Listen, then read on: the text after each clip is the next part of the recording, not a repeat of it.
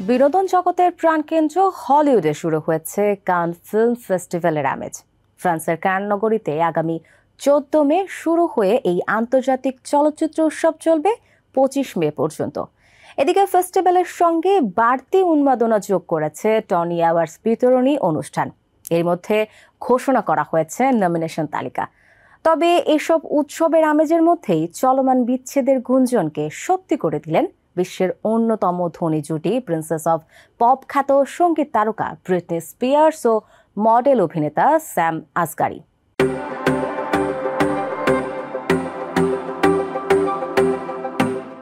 সপ্তাহ ঘুরতে না ঘুরতেই হলিউডের পাতায় জন্ম হয় নিত্য নতুন সব বিনোদনের খবর। তবে চলতি মাসের পুরোটা জুড়ে হলিউড মেতে উঠেছে আনন্দ মেলায়, কেননা 14 মে থেকে শুরু হচ্ছে বিখ্যাত কান ফিল্ম ফেস্টিভ্যাল। এদিকে আগামী 16 জুন ম্যানহাটনের লিংকন সেন্টারে অনুষ্ঠিত হতে যাচ্ছে 77তম টনি অ্যাওয়ার্ডস।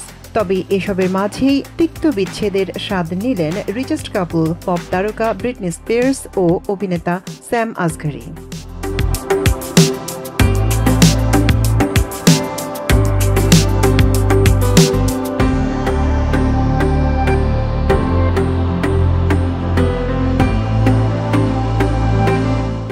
আগামী 14 মে ফ্রান্সের কান নগরে শুরু হতে যাচ্ছে বিশ্বের অন্যতম প্রাচীন ইন্টারন্যাশনাল ফিল্ম ফেস্টিভ্যাল কান চলচ্চিত্র উৎসব। উৎসব চলবে আগামী 25 মে পর্যন্ত।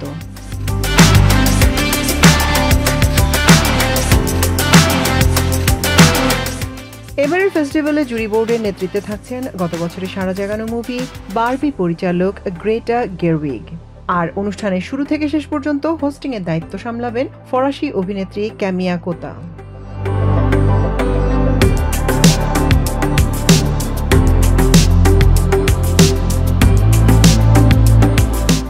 অন্যদিকে আগামী 16 জুন অনুষ্ঠিত হতে যাচ্ছে টনি অ্যাওয়ার্ডস। প্রতি বছর ব্রডওয়ে থিয়েটারে সেরা কাজের স্বীকৃতি স্বরূপ দেওয়া হয় অ্যান্টনেট পেরি পুরস্কার বা টনি অ্যাওয়ার্ডস।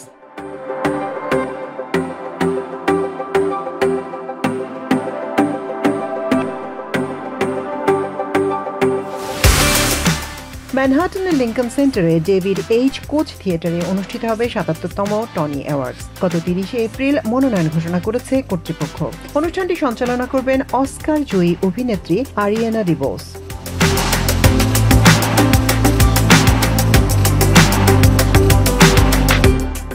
এদিকে হলিউডে যখন চলছে সেরা মুভি আর অভিনেতাদের মধ্যে শ্রেষ্ঠত্বের লড়াই, তখন আইনগতভাবে সম্পর্কের বিচ্ছেদ ঘটালেন পপ তারকা ব্রিটনি স্পিয়ার্স ও মডেল অভিনেতা স্যাম আসগারি।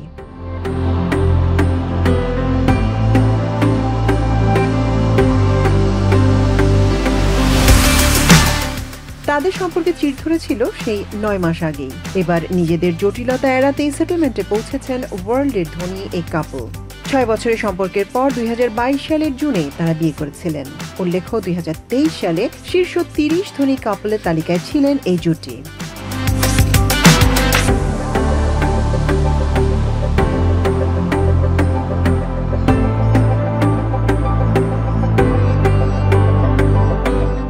এদিকে নতুন করে আরেক বয়ফ্রেন্ড পল রিচার্ড সোলিসের সঙ্গে হাতাহাতির ঝগড়ায় লিপ্ত হয়েছেন ব্রিটনি স্পিয়ার্স। তবে এই ঝগড়ার জন্য নিজের মাকে দোষারোপ করেছেন এই সঙ্গীত তারকা।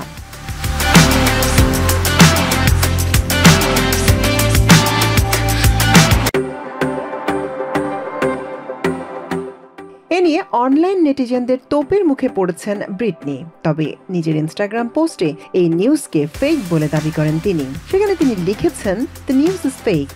I need a new toothbrush right now."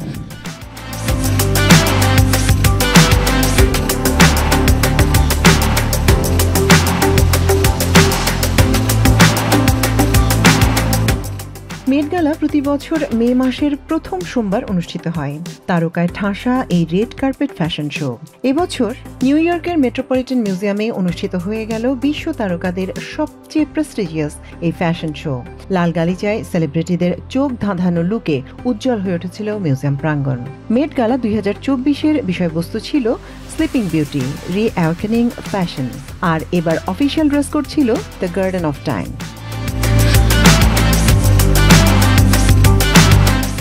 এবার রেড কার্পেটে নিজেদের আভিজাত্য ছড়ালেন Zendaya, Jennifer Lopez, Bad Bunny, Kim Kardashian, Alia Bhatt, Chris Hemsworth সহ বিশ্বতারকারা।